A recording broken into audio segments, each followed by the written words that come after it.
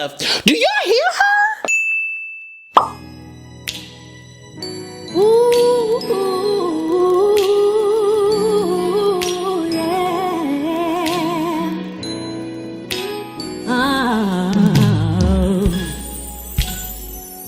I must have rehearsed my lines. She already killing it. Already. I must have so the must, the ST of must was kind of lessened. I must have rehearsed my lines. Vocals are at the end of lines. My lines with a smile. 1,000 times until I had them memorized.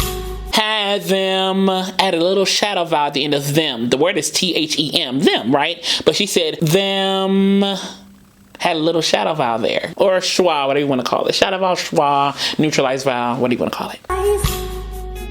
But when I get up the nerve to tell you the words, they just now seem to come out right. Ooh. I love how she's playing with straight notes. But when I get up the nerve to tell you the words. So she's adding vibrato in certain, spots in the verse here, but she's really playing with shape here of the mouth shape. I must have rehearsed my lines, vocal throws 1,000 times. The friction or the turbulence, the intensity of articulation of the consonants, as well as vibrato placement. She's playing with all those things right now as we sing, as we go through this video and as we go through this performance.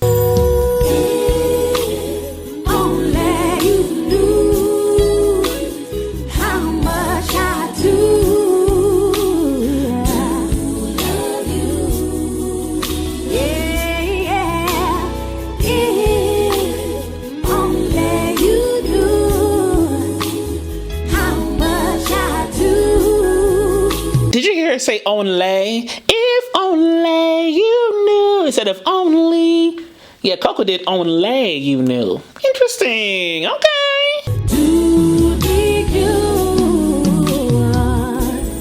And when she says you, she opens up to another shadow vowel right there, another neutralized vowel. Opens up to a if you will. You see what I'm saying? Yeah, that's interesting. She did it before in the other one too. She opened up with the vowel at the end of the run of you. I dream of moments we share, but you're not there. You're not there. You better sing, girl. That was nice. Not there. That was nice. That was nice. And she didn't really add the R of there. It was there. She took it out. You're not there. You see what I'm saying? I'm living in a fantasy.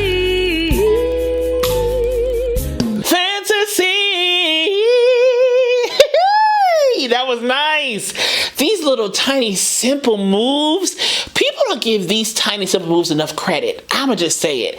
They don't give this enough credit. Folk want to hear all the flashy but well-placed little tiny like she's doing.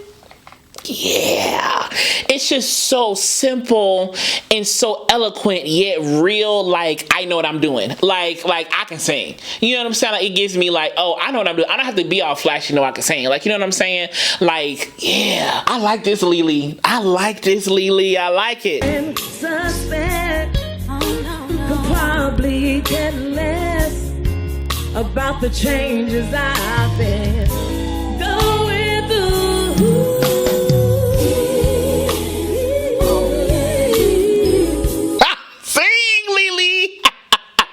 Going through it. She did something like that on if, some kind of if on something. Wee. Lily is singing, okay? Lily is singing the stew out of this song right here. That was nice. She has such a nice way of getting super buoyant, going into the heady, more thinful part of her voice, but keeping that quality, that kind of buoyant, kind of thicker quality that she has.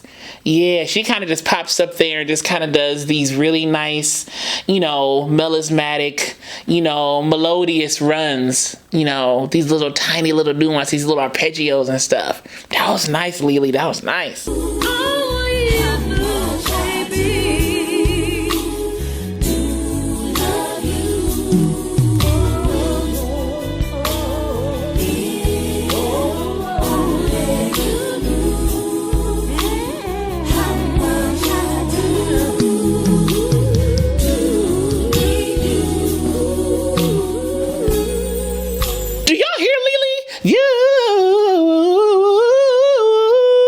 She's hitting stuff. Do y'all hear her?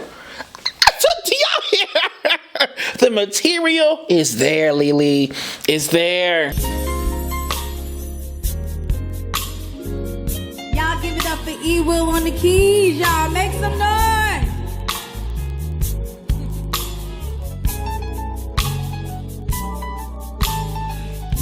Oh, you don't even suspect.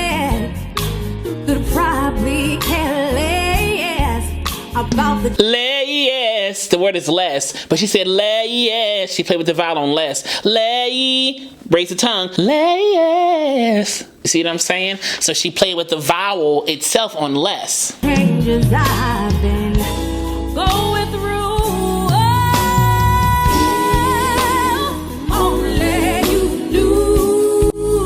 Now watch her torso as she gets bigger in the song here. You're going to see her body movement, her body language, her body usage, her torso, breathing muscles.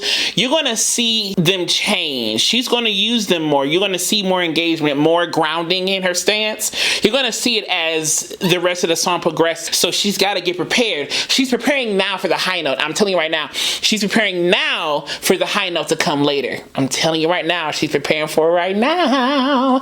Because you can see her kind of anchoring in a little bit. You can kind of see her loosening up a little bit. She's preparing for it now. I'm going to say it again. Preparing for the high note that's coming later right now. Okay? We got to sing high notes and sing big notes. Prepare for them before the actual note happens. Sing in preparation for it. Make sure that your technique, your vocal function is helping you get to this big note at the end of the song. Like songs like Through the Fire, things like that. Songs that have big notes at the end of the song respectively. You don't want to forget that you have this note to hit and you forget to prepare for it. So make sure what you're doing, how you're singing, your vocal navigation is going to help that big note at the end. So you have to kind of be mindful in how you sing other things to make sure your big note at the end of this song, this song here, is the best it can be. Okay, when I sing things like Through the Fire or like I Know Where I've Been, Hairspray, when I sing songs like that, because it sits in a unique part of my voice, I Know Where I've Been does, because it kind of starts lower for me, but then I have to get to the high note at the end. So I can't dig too deep into my low notes because then my high notes are compromised. Through the Fire, when I sing that song, I have to sing in this bright position the whole time. I have to kind of sing more lighter and brighter. So then when I get to Take It All the Way at the end, I have the ammo to do so. If I'm singing too hard and too belty at the beginning, I won't be able to hit that note at the end. I just won't be able to hit it. I won't be able to hit it. So I know for me, that's my prep. So that song is what? 3-4 minutes long, but I'm prepping at the beginning to make sure the ending note is good. So here she's prepping now for the note ahead that she knows everybody's waiting for her to do in this song. She's preparing for it now. How much I do.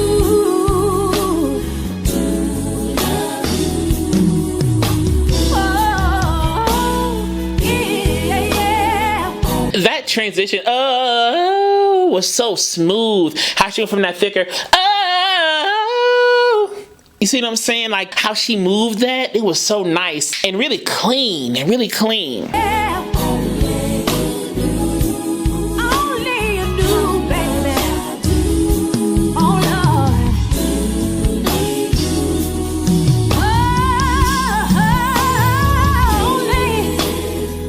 Only you do, baby.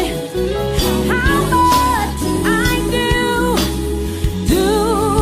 see her body? I'm telling you, she's getting ready. At least I think she is, you know. But look at her. You can see she's getting more grounded. She's not moving as much. She's kind of getting more centered. I'm telling y'all, she's praying for that note now.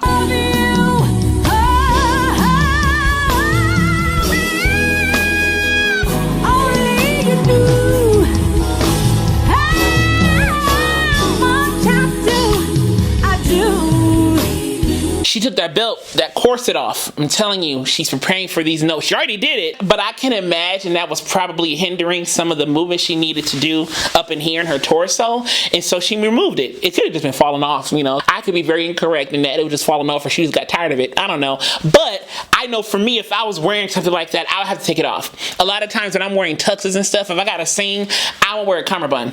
I won't wear one, or like if I gotta sing it in a suit, I'll make sure my tie is looser or my neck, you know, measurement is looser. I have singing shirts that I actually sing in, like dress shirts, because if I'm not singing, then I want a tighter fit on my neck. But if I don't have to sing, I want to size up so that my neck here can fit differently and fit a little bit looser so I can move my neck, because all these muscles are being used when you're singing. So for her, when I'm breathing, when I'm using my breathing muscles, support muscles, that's all down here.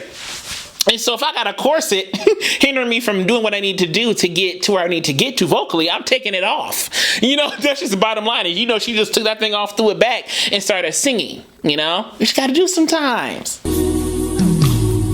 on, sis.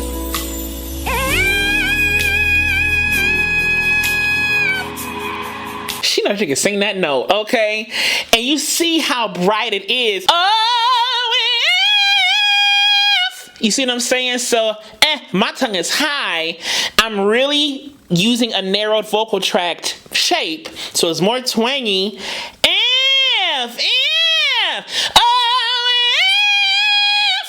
Okay, so I'm not really necessarily bringing weight into my voice. I'm bringing that twanginess, that more narrowed kind of whining quality, and I'm raising that tongue up. And it's going to help me hit the high note. You kind of hear her doing that a little bit. It's very bright. The note is very bright. It's not big and thick and, you know, if only you knew, not if. You see how my tongue, it's up there. It's up there. That's what she's doing. You can see her neck muscles engaged, that torso. She's using that thing. You can see it all happening, you know, when the camera's on her.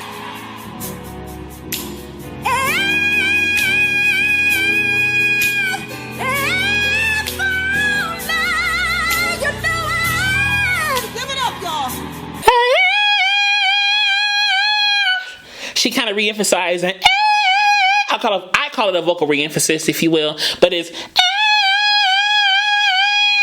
with a little vocal throw there. Whatever it is.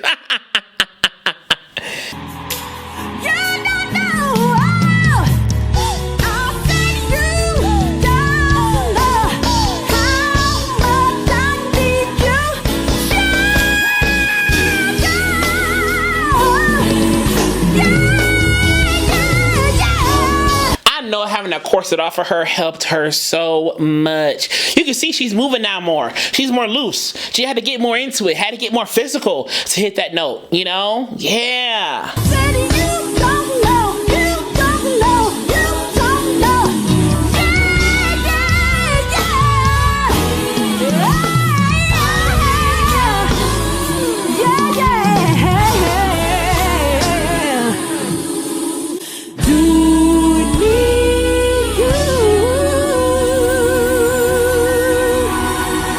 If you enjoyed this analysis, go subscribe down below to click the alert button next week so you know when the next video is posted, and give this a thumbs up as well so I can get out to more people if you don't mind. And as I will always continue to say to you, be vocally bold, creative and aware, but most of all, be vocally you. I love you so much. I'll see you soon.